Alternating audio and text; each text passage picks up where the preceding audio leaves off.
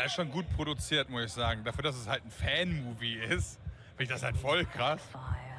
Oh mein Gott, das ist geil. Ich kriege Gänsehaut, Gänsefälle am ganzen Körper. Ist das geil.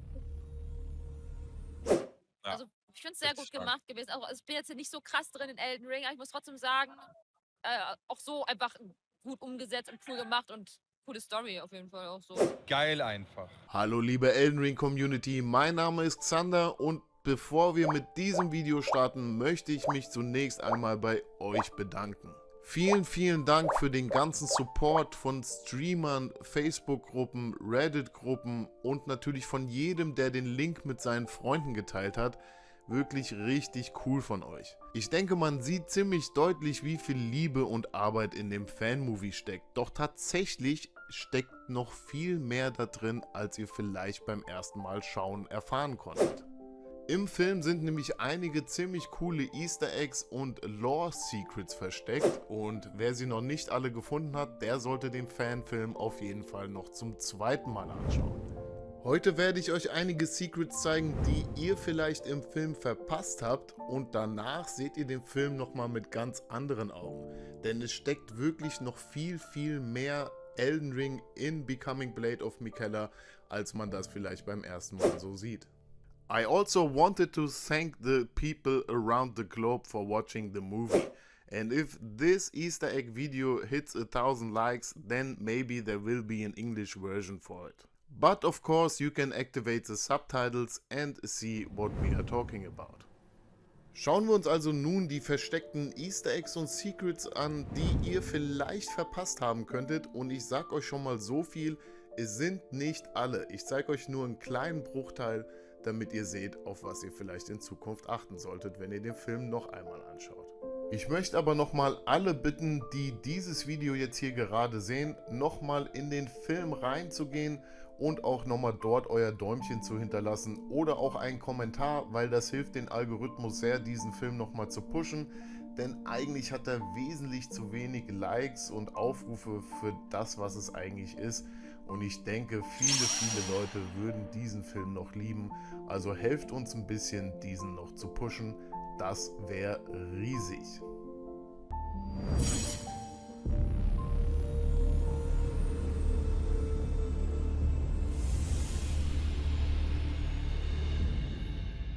Nachdem das wunderschöne Logo aufgeblendet ist, sehen wir gleich die erste Szene im Wald und genau hier können wir das Bild schon mal stoppen, denn hier beginnt tatsächlich die Reise von Malenia und zwar auch im Spiel. Diesen Wald gibt es nämlich tatsächlich in Caelid und ich freue mich jetzt schon riesig drauf, euch genau die Stelle zu zeigen. Denn wir wollten zumindest noch etwas den Weg zu Radahn einfangen und genau hier beginnt auch die erste Stelle in Caelid. Natürlich hat Malenia auf dem Weg schon einige Soldaten niedergemetzelt, was man hier auch ganz gut im Bild sieht. Long ago, war shattered this land, and though the battles have faded, the wind still carries the cries of the lost.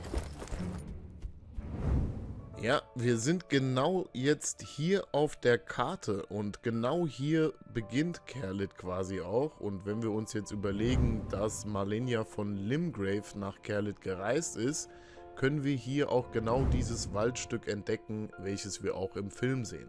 Natürlich sind im Film die Bäume noch etwas lebendiger. Wenn wir uns das Ganze jetzt im Spiel einmal anschauen, ist es natürlich so, dass dort die Bäume schon etwas verrottet sind. Wenn wir hier also einmal lang gehen, sehen wir genau diese Kulisse von einem kleinen Wald am Anfang von Caelid und genau das sollte auch unser Shot sein, den Erdenbaum im Hintergrund.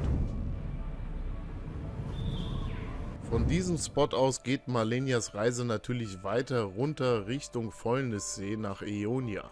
Und auf ihrem Weg dorthin erledigt sie selbstverständlich noch einige Radahn-Soldiers und wir können dann auch schon den nächsten Spot entdecken, den es tatsächlich auch in Caelid gibt. Von weitem kann man jetzt schon die Radahn-Burg sehen und tatsächlich ist das exakt 1:1 die Burg aus dem Spiel, den wir quasi mit dem Fernglas abfotografiert haben und genau in die Perspektive geholt haben. Wie wir jetzt gleich im nächsten Bild sehen, ist das wirklich 1:1 der Ausschnitt aus der Burg. Das Einzige, was wir verändert haben, ist dieses Dach hier. Das haben wir komplett weggenommen, den Turm, weil das Dach sehr geschimmert hat. Und die Flagge hier haben wir vergrößert. Und man sieht jetzt hier genau die größere Flagge und dass dieser Turm weg ist. Genau diese Burg haben wir eben hier eingebaut und es ist genau die Radanburg. In der nächsten Szene sehen wir dann schon eine Ruine, die euch auch relativ bekannt vorkommen sollte. Denn diese Ruine ist genau hier und das ist die Ruine von Calim und hier ist die zwar zerfallen, in unserem Film war das aber genau der Shot, den wir eigentlich haben wollen von der Ruine, die aber in unserem Film natürlich noch im vollen Zustand sein sollte. Hier sieht man jetzt gleich nochmal gut den Vergleich von unserem Shot und dem Schnitt aus dem Film. Das passt schon ziemlich gut, wie ich persönlich finde. Die Props sind auch echt gut. Also man kauft es voll ab, dass es aus dem Spiel ist. Als nächstes sehen wir diesen wunderschönen Felsen, der wirklich durch richtig viel Glück bei uns in die Dreharbeiten gepasst hat, denn das ist genau ein Shot, den es eigentlich auch im Spiel gibt. Natürlich ist der Felsen nicht der gleiche, das ist ein bisschen anders geformt, aber wir fanden, der hat wirklich eine coole Form gehabt und ihr seht gleich auch, welche Stelle von Caelid es sein könnte, wo es diese Steine zu sehen gibt. Wenn wir von dem Stein jetzt weiter schauen, schauen wir quasi in die Ferne und zwar in die Ferne nach Limgrave. Und genau diesen Shot gibt es auch hier in Caelid und dort ist es halt sehr, sehr felsig, so fast die felsigste Stelle in Caelid. Und genau von dort aus kann man auch nach Limgrave zurückschauen und sieht dann von diesem Shot aus, der quasi auch unser Shot ist, entsprechend das Schloss in Limgrave. Ja, das sollte unser Shot darstellen und ist quasi so der letzte Blick zurück. Man weiß quasi, okay, für Malenia gibt es jetzt kein Zurück mehr und der Kampf von Radahn steht bevor. Sie ist also den kompletten Weg von Caelid von hier oben nach hier unten gelaufen zu den Ruinen und der Kampf findet ja bekanntlich in Aeonia statt und dort ist ja auch der Fäulnissee. Den Weg haben wir also versucht, so gut wie möglich nachzustellen und ihr seht, dass die Szenen wirklich auch aus dem Spiel stammen könnten, denn die Orte gibt es wirklich. Dann kommt natürlich der Kampf mit Radahn und sorry Freunde, aber diesen konnten wir leider nicht so richtig gut animiert darstellen. Tatsächlich hatten wir das mal versucht mit ein paar Experimenten. Das sah aber einfach so Schrott aus, dass wir euch das nicht vorlegen konnten. Deswegen haben wir natürlich die Spielszene genommen und daran noch ein bisschen gefeilt. Als nächste Szene sehen wir einen See, der ziemlich rot zu sein scheint und das ist natürlich kein Blut, sondern das ist der Fäulnissee in Aeonia. Und genau diesen Shot gibt es auch, wenn man in Elden Ring sich genau umschaut. Zumindest haben wir versucht, das so zu interpretieren. Wenn man sich die Szene mal anschaut, dann sieht man genau, dass dieser Fluss eben auch der Fäulnissee in Aeonia sein könnte. Und genau diesen Shot haben wir eben versucht aufzunehmen und auch in den Film reinzubringen, damit man gleich weiß, okay, jetzt ist Malenias Bombe geplatzt quasi und die Fäulnis breitet sich aus. Das war quasi unser Shot, den wir haben wollten und ich denke, der ist uns auch ziemlich gut gelungen, wenn man das darin interpretiert, dass das der Fäulnissee sein soll. Als nächstes sehen wir eine Szene, die die Ruinen von Caelid zeigen, nachdem die Schlacht quasi vorbei ist. Und auch hier gibt es ein Easter Egg, was ihr jetzt eigentlich schon entdecken könnt. Ihr es aber vielleicht nicht so ganz genau seht, deswegen zeige ich euch das jetzt in diesem Bild. Schaut euch ruhig dieses Bild mal ganz genau an, denn wir drehen hier gleich nochmal ein bisschen die Helligkeit hoch und dann werdet ihr sehen, dass dieses Bild eigentlich mehr verrät von Caelid, als man beim ersten Mal vielleicht überhaupt merkt. Wenn wir uns das jetzt nämlich anschauen, diese Ruinen, die hinterlassen wurden, dann sehen wir eigentlich ganz genau, wenn wir die Helligkeit hochschalten, dass hier schon diese Pilze von Caelid sind, die wir auch überall in der Umgebung kennen. Einmal hier vorne links quasi etwas verschwommen und einmal hier im Hintergrund. Und diese Pilze, quasi dieser Ausbruch, den von der Schar nach Fäulnis zurückgelassen wurde, den sehen wir jetzt hier eigentlich schon. Und das ist wirklich auch 1:1 aus dem Spiel. abfotografiert mit dem Fernglas, genau dieses Teil. Und genau dieses Teil zeige ich euch jetzt auch, genau aus dem Spiel, und das sieht dann eben so aus. Wir schauen gerade mal hin, hier sehen wir es nochmal im Hintergrund.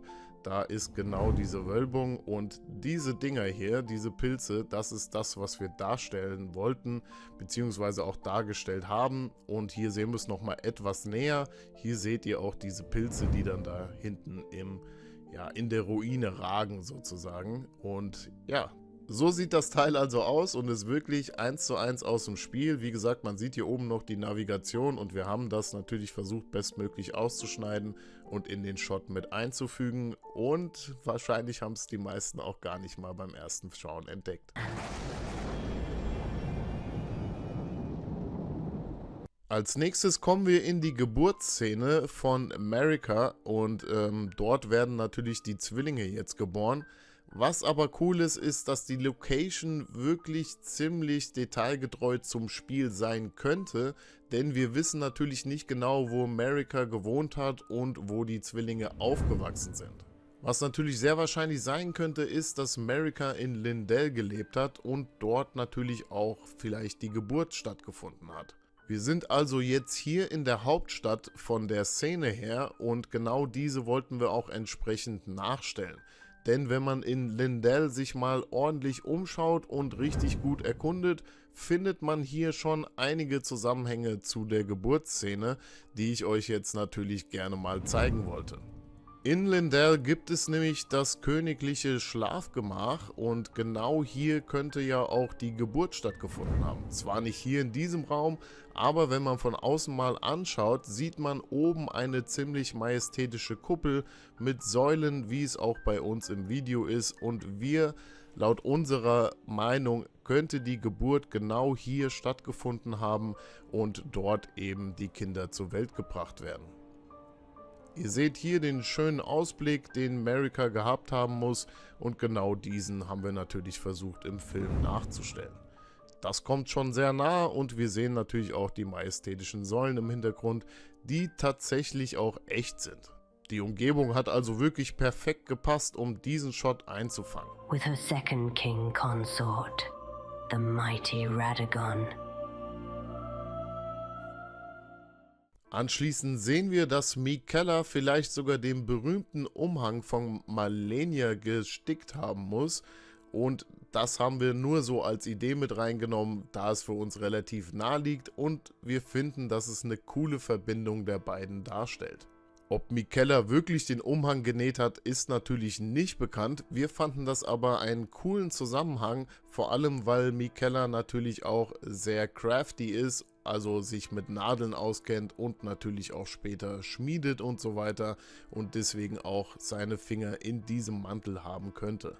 Anschließend sehen wir eine Szene in der Kindheit von Malenia und Miquella, und da gibt es schon bereits das erste Easter Egg zu sehen, deswegen habe ich hier auch schon mal direkt den Film gestoppt, denn im Hintergrund seht ihr jetzt bereits schon die erste Miquellas Lilie, die natürlich jetzt aktuell noch eine normale Lilie ist. Schaut mal genau hin, dann seht ihr sie im Hintergrund und könnt diese Lilie quasi auch identifizieren. Wir sind jetzt von dem Ort her auch wieder in Lindell, und da sieht es ja ziemlich herbstlich aus, und genau diese Stimmung haben wir auch versucht natürlich einzufangen.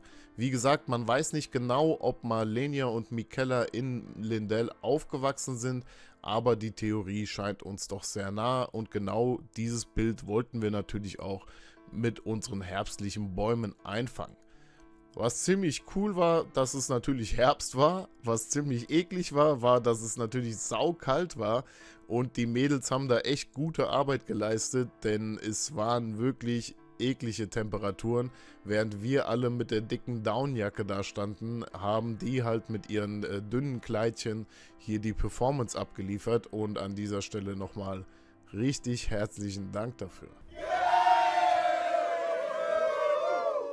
Natürlich ist diese Szene aber auch ein bisschen vom Harligbaum inspiriert, mit den großen Bäumen, an denen Miquella quasi lehnt. Die finden wir auch im Harlig Tree, Und das ist so ein bisschen so eine Anlehnung, eine Mischung quasi aus Lindell und Haligbaum.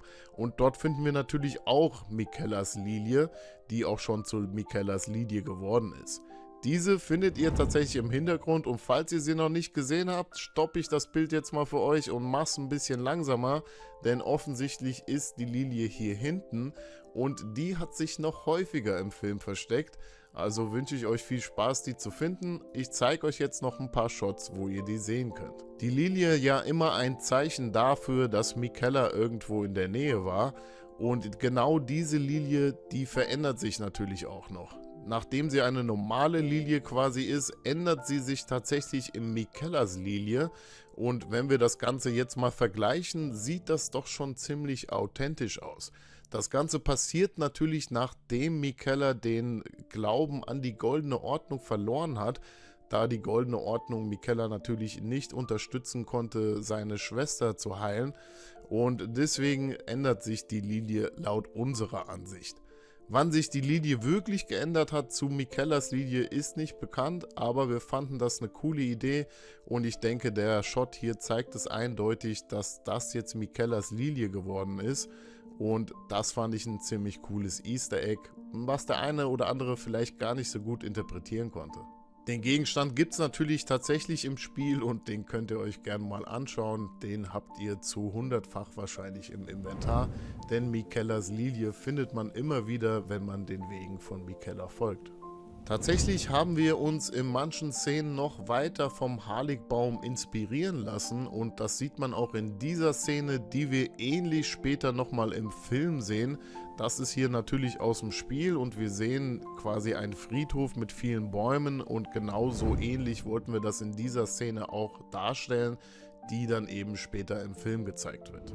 In der nächsten Szene gibt es jetzt bereits zwei Dinge zu beachten, denn zum einen ist euch mit Sicherheit aufgefallen, dass Malenia hier entsprechend schon der Arm fehlt. Und der ist jetzt natürlich schon abgefault, denn in der Szene davor sehen wir ja, dass der Arm sehr stark befallen ist von der Fäulnis und ihr fehlt jetzt hier schon der Arm. Jetzt gibt es aber in dieser Szene noch ein weiteres Easter Egg und nach den Infos, die ihr jetzt von mir bekommen habt, dürftet ihr das eigentlich von selber entdecken und ich lasse jetzt einfach mal laufen, ob ihr das auch wirklich seht. Also Easter Egg 1, der Arm fehlt, Easter Egg 2, müsst ihr jetzt mal schauen, dass ihr das seht.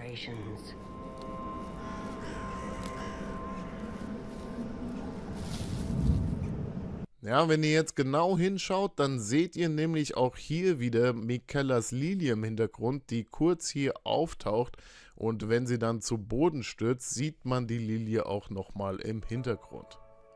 In der nächsten Szene sehen wir dann, wie Mikella zum ersten Mal in die Schmiede geht und genau diese Atmosphäre haben wir uns eben auch von den Orten aus Lindell abgeschaut. Die schönen Torbögen und die ganze Atmosphäre stammt eben auch aus Lindell und hier sieht man auch die Kerzenständer, die sehr ähnlich zu unseren Kerzenständern sind und natürlich auch die schönen Bögen, die wir hier auch in Lindell entdecken können. So ähnlich haben wir versucht, es auch im Film einzufangen, damit man sich eben, ja, vielleicht sogar an dem Ort genau befindet. Tatsächlich wissen wir ja nicht, ob die beiden wirklich dort gelebt haben, aber auch die nächste Szene zeigt ein kleines Easter Egg, nämlich diese Geste hier. Und eine ähnliche Geste gibt es auch im Spiel. Tatsächlich ist die Geste aus zwei verschiedenen Gesten aus dem Spiel entstanden. Wir haben wirklich lange überlegt, welche Geste wir da nehmen, die einigermaßen Sinn ergibt und haben uns dann dafür entschieden, ja, eine Doppelgeste quasi dort zu verwenden. Das ist nämlich die Performance hier, einmal der Kreis und die andere Geste, zu der das quasi passt, ist eben die Arme nach oben zu halten und das ist eine Mischung aus beiden Gesten. Es gibt ja noch diese hier und somit wollten wir diese Gesten quasi zeigen. Even if it takes all that I am.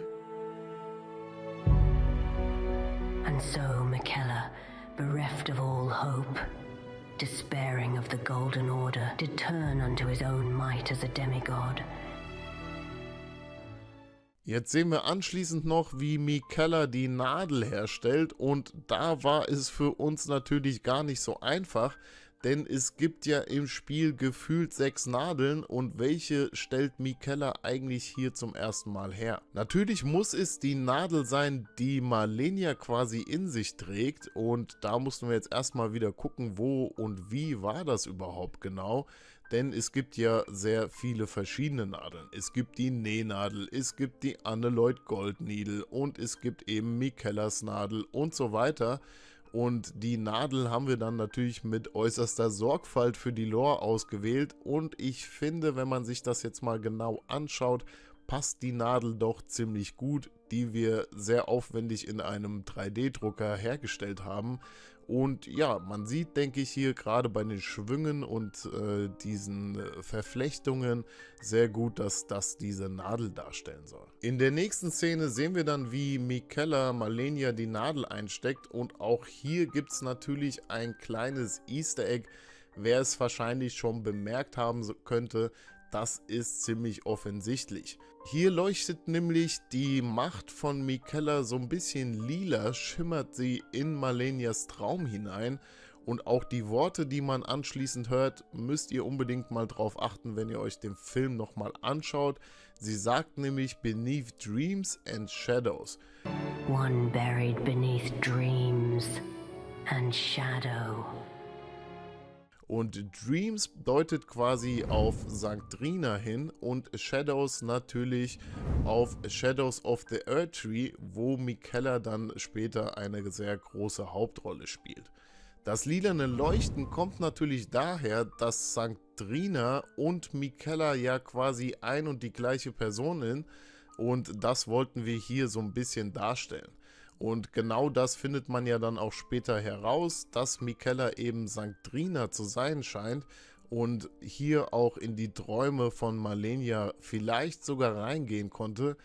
Vielleicht ein bisschen viel interpretiert, aber ein kleines Easter Egg, was wir ziemlich cool fanden. Das lilane Leuchten kommt offensichtlich also daher, dass Miquellas auch St. Drina ist, und dieses kleine Leuchten hat euch hoffentlich gefreut. It is not over.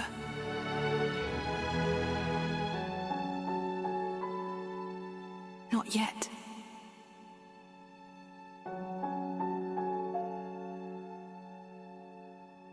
Ziemlich am Ende des Films haben wir uns noch ein kleines Easter Egg überlegt, welches auf jeden Fall allen Lore-Fans begeistern sollte, hoffe ich doch zumindest. Denn in der letzten Szene sehen wir dann auch noch ganz kurz den Blind Swordsman. Wenn euch das aufgefallen ist, super, dann seid ihr auf jeden Fall richtig gute Lore-Fans. Falls nicht, der Blind Swordsman ist ja so eine kleine Mysterium in Elden Ring und niemand weiß so ganz genau, wie er aussieht. Ich denke, wir haben aber den Shot ziemlich authentisch getroffen und man merkt als Lore-Fan, dass er das vielleicht sein könnte. Wir haben uns hier bei dem Video von dem guten alten VaatiVidya inspirieren lassen. Und da sieht der Blind Swordsman eben so aus, und ja, so ähnlich sieht er bei uns natürlich auch aus, mit dem Fell hier, den grauen, dann hier seine Rüstungsplatte. Bei uns hat er auch ein Band um die Augen und natürlich etwas längere Haare, und das war unsere Inspiration zum Blind Swordsman. Da natürlich niemand genau weiß, wie der aussieht, kann er natürlich auch irgendwie ein bisschen anders aussehen. Da gibt es verschiedene Inspirationen im Internet und wir haben uns halt eben an dieser Vorlage inspirieren lassen, und ich denke, den Shot hat man ganz gut getroffen. Wer jetzt die Geschichte vom Blind Swordsman noch nicht so gut kennt, der sollte das Video von VaatiVidya unbedingt mal abchecken. Da wird nämlich dann nochmal die ganze Geschichte von Malenia erzählt, von Anfang an. Und das ist halt ein Teil, der ja vielleicht noch so ein bisschen offen gelassen wird, was jetzt genau der Blind Swordsman da macht. Und im Endeffekt wird er ja vielleicht Malenia trainieren, und vielleicht sieht man das ja auch dann irgendwann noch, falls dieser Film hier erfolgreich sein sollte. Es gibt also noch eine Inspiration, dass er so aussehen könnte. Ja, ich weiß nicht, mit dem Turban fand ich es persönlich nicht so cool, muss ich sagen, wie mit der Augenbinde, weil das einfach nochmal mehr zeigt, dass er halt der Blind Swordsman ist, und hier sieht man ja seine Augen, die noch so ein bisschen durchschauen, und in unserer Inspiration sollte der halt wirklich auch komplett blind sein. Ja, wenn ihr es also erkannt habt, super, dann habt ihr lore-technisch ziemlich gut aufgepasst und natürlich gibt es ganz am Ende nochmal ein kleines Secret, was wir da für euch parat haben, und neben dem Blind Swordsman, den man hier jetzt nochmal sieht, in seiner Rüstung mit dem grauen Fell und so weiter, denke ich, das passt doch ganz gut und man kann gut identifizieren, wer das eventuell sein könnte. Das ist einfach stark gemacht, muss ich sagen, bisher. Ja, und wer jetzt ganz zum Ende geschaut hat, den erwartet natürlich noch eine kleine Überraschung. Also die Credits unbedingt anschauen, wenn ihr es noch nicht gemacht habt, denn da folgt dann noch ein kleines Secret und das könnte eigentlich viele begeistern. Hier sehen wir natürlich, dass das Festival von Radahn vielleicht bald stattfinden könnte und ja, die Szenen, die wir hier sehen, sind eigentlich auch wirklich aus dem Spiel, denn man sieht hier die schönen Torbögen und vor allem kann man das dann auch später im Spiel entdecken. Das finden wir nämlich hier in Radahns Schloss und wie wir sehen, sieht das schon ziemlich authentisch aus. Die Flagge, die wir am Ende sehen, ist übrigens genau die Flagge aus Radahns Schloss und diese ist halt nochmal aufgefrischt, weil, wenn wir sehen, ist die Flagge natürlich ganz und später ist sie ja bei Radahn schon zerstört, was also heißt, dass das Festival eventuell bald stattfinden könnte. Welcome! The stars have aligned! The festival is nigh! Ja, Freunde, das waren so die Easter Eggs aus dem Film. Es gibt noch wesentlich mehr zu sehen und da solltet ihr unbedingt noch mal reinschauen. Was noch ganz witzig ist, noch eine kleine Sache nebenbei. Der Typ, der auf dem Schlachtfeld steht und natürlich laut die Trompete trötet, somit eigentlich der auffälligste im ganzen Schlachtfeld ist und natürlich auch einer, der als erstes stirbt. Der Typ, das bin natürlich ich. Dieser Trottel hier, der die Trompete ertönt quasi und somit die Schlacht einleitet und der auffälligste Mann im Schlachtfeld ist und sich direkt bemerkbar macht, ja, das bin eben ich und ich werde dann auch als relativ eines der ersten Opfer von Malenia abgeschlachtet. Und ja, das noch als kleines Secret nebenbei. Ich hoffe, es hat euch gefallen, Freunde. Geht unbedingt nochmal in den Film rein. Schaut euch den unbedingt nochmal an. Es gibt noch wesentlich mehr Secrets und Easter Eggs zu entdecken. Pusht auf jeden Fall den Like-Button für dieses Video und auch für den Film. Ich verlinke euch den unten nochmal in der Beschreibung. Da solltet ihr unbedingt nochmal drauf pushen, weil ich denke, es würden noch viel mehr Leute diesen Film geil finden, wenn sie ihn nur sehen würden und auch draufklicken würden. Naja, in diesem Sinne, vielen, vielen Dank für eure Unterstützung, für den Support. Ich hoffe, es hat euch gefallen.